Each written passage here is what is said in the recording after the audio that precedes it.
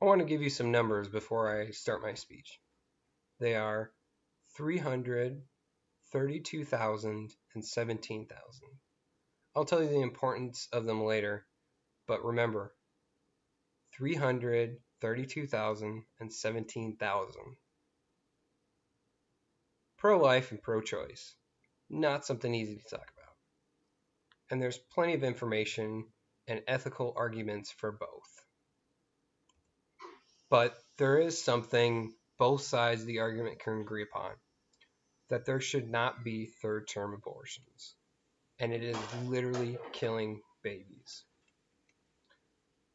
I'm going to be talking about viability of babies, why this is a big deal, what situation abortions are acceptable, and different laws and the lawmakers, and a personal story from Abby Johnson. Viability. What does that mean? Well, it's the point at when a baby is able to live outside of the womb. This usually happens around 25 weeks, where the baby has a 50% chance of survival. From there, the survival rate only goes up. By week 28, there's an 80% chance of survival. And third-term abortions, it is legal to end that baby's life. Why this is such a big deal? Well, it's a big deal and important because only 1/10 of the people support these new laws, according to a CNBC article. In the article, it accounts for 1% of all abortions are in the third trimester. That still accounts for 9,000 abortions. I'm going to remind you of those two numbers again. That's 332,000 and 17,000. Even in the pro-choice camp, only 14% support late-term abortions. This is a big deal because it will more likely be a point of contention on the next election, and it's a huge controversy despite what mainstream media will lead you on to believe that it's not a big deal. The case for abortions. Well, rape is a horrible act that results in the potential of victims seeking an abortion. This only really happens about 0.3 to 0.1% of all abortions. And this is because the reporting rate for the rape victims is pretty low and there's not much statistics on it. Another one is serious health issues. This is extremely rare and is a lot less than 1%. Usually any complications are found earlier in the pregnancy and actions are taken accordingly. So there's not many people that will have to actually have an abortion in the third term because of health issues. Let's talk about our lawmakers. Specifically, let's talk about Kathy Tran, a Democrat from West Virginia, and her bill. Well, she was asked in an open forum about her third trimester abortions.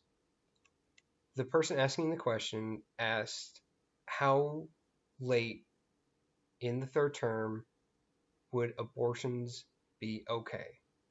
Her response was all the way up to 40. In a follow-up question,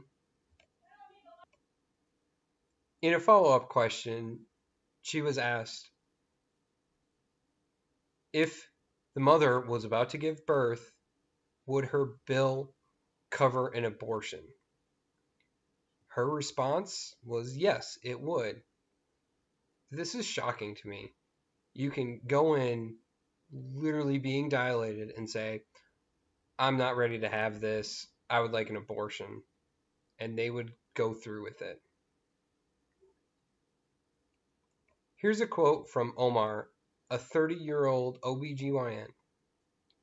There is not a single fetal or maternal condition that requires a third trimester abortion. Not one. Delivery? Yes. Abortion? No. The laws are written so that a mother can have any medical condition to justify the abortion, from mental health reasons, being stressed out, or not being sound of mind. And if that sounds pretty vague, it's because they wrote it vague. You still remember those two numbers? 300, 32,000, and 17,000?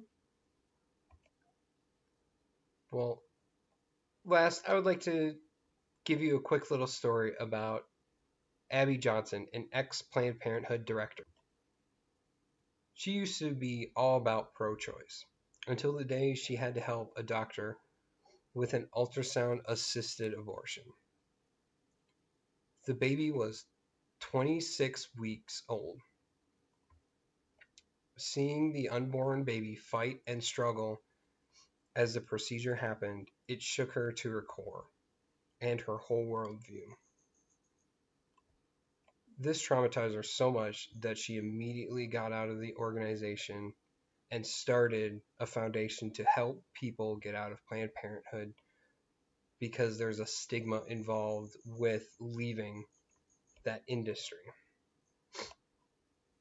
In conclusion, I talked about the viability of babies, how many weeks that is considered, how the bills are written and our lawmakers, and a story of Abby Johnson.